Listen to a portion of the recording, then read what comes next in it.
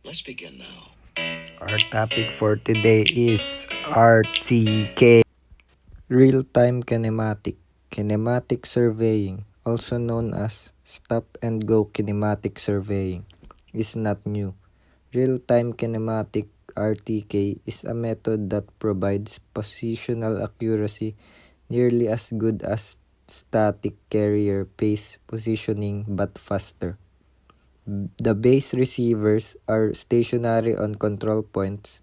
The rovers move from project point to project point across, stopping momentarily at each new point, usually briefly. The collected data provides vectors between themselves and the base receivers. RTK, Real-Time Kinematic. RTK is a technique used to improve the accuracy of a standalone GNSS receiver. Traditional GNSS receivers, like the one in a smartphone, could only determine the position with 2 to 4 meters accuracy, but the GNSS RTK receivers provide centimeter-level accuracy. GNSS RTK receivers measures distance by comparing a code generated by a satellite with the same code generated internally in the receiver. The time difference between the two codes multiplied by the speed of light gives the distance. There are two receivers used in RTK, base station and rover. A base station is a GNSS receiver installed at a location whose precise position is computed by other independent precision methods of survey. It computes its location also using the GNSS and computes the error in this measurement by comparing it to its precise location. These errors are transmitted in real time to the rover. Rover uses this correction data to improve its own computed position from the GNSS and thus able to achieve centimeter precision. RTK is mainly used for applications that require higher accuracy, such as cadastral surveying, construction activities, and drones navigation. Surveying with GNSS RTK receiver saves time, energy, and cost, allowing more work to get done with accurate results. Base Station Coordinate Accuracy. The base station coordinates should be known to within 10 meters in the WGS84 datum for optimal system operation.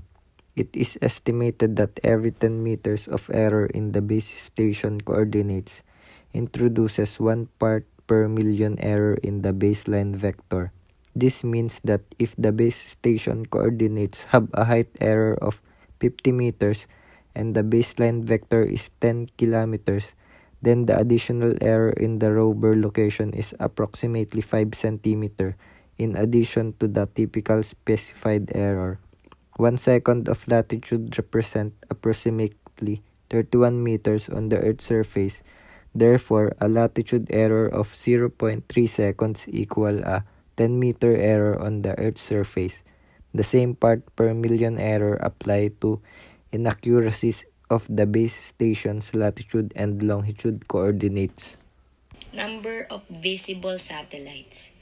A GNSS position fix is similar to a distance resection.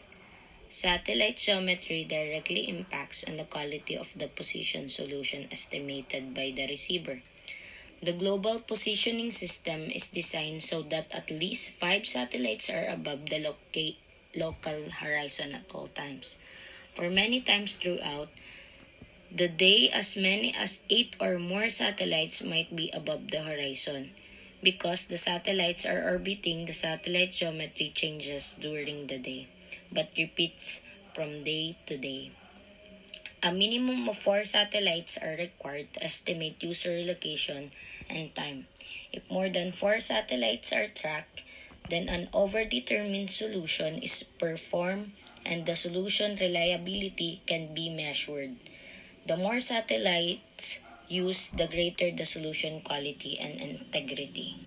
The position dilution of precision, or PDOP, provides a measure of the prevailing satellite geometry. Low PDOP values in the range of 4.0 or less indicate good satellite geometry, whereas a PDOP greater than 7.0 indicates that satellite geometry is weak. Even though only 4 satellites are needed to form a 3-dimensional position fix, RTK initialization demands that at least 5 common satellites must be tracked at base and rover sites. Furthermore, L1 and L2 carrier phase data must be tracked on the 5 common satellites for successful RTK initialization. Once initialization has been gained, a minimum of 4 continuously tracked satellites must be maintained to produce an RTK solution. When additional constellations such as GLONASS are tracked, one of the satellites will be used to resolve the timing offset between the constellation and the GPS constellation. Tracking in additional satellites will aid in the RTK solution.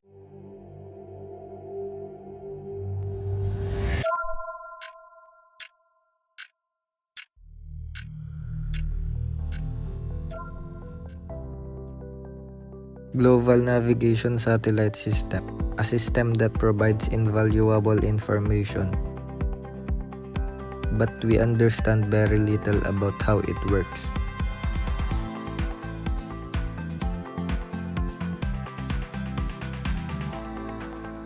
GNSS satellites orbit Earth once every 11 hours, 58 minutes, and 2 seconds at a medium orbit altitude.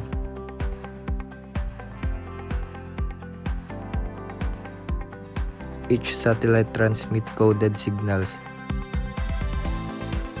These signals contains the satellite's precise orbit details and a very stable timestamp from an atomic clock. While GNSS satellites vary in age and design, their principal operation remains the same. The satellites transmit 2 carriers wave in the L band, which is referred to as L1 and L2. The carrier waves transmit information from the satellite to Earth. Most of the GNSS receiver have 2 parts: antenna and processing unit. The antenna receives satellite signals, while the processing unit makes sense of it. To determine the position of the GNSS receiver, it needs to collect information from a minimum of 3 satellites. When the receiver knows the precise position of itself with respect to each satellite, it translates its own position into an Earth-based coordinate system, and thus gives the result in latitude, longitude, and altitude. Elevation mask. The elevation mask stops the receiver from using satellites that are low on the horizon. Atmospheric errors and signal multipath are largest for low elevation satellites. Rather than the attempting to use all satellites in view, the receiver uses a default elevation mask of 10 degrees. By using a lower elevation mask, system performance may be degraded. Here are the environmental factors. First, environmental factors that impact GPS measurement quality include ionospheric activity, tropospheric activity, signal obstructions, multipath, and radio interference. Operating range. Operating range refers to the maximum separation between base and rover site. Often, the characteristic of the data link determine the RTK operating range. There is no maximum limit on the baseline length for RTK with the receiver, but accuracy degrades and initialization time increase with range from the base. Specification given for the receiver specify the distance within which those specifications are valid, and specifications are not given beyond that range. The vertical component in RTK. It is not a good idea to presume that the surface of ellipsoid is sufficiently parallel to the surface of the geoid and ignore the deviation between the two. They may depart from one another as much a meter, approximately 3 feet, in 4 or 5 kilometers, 2.5 to 3 miles. Thank you for watching. Napakabili lang naman ang ingredients ng good life. Kailangan mo lang ang sarili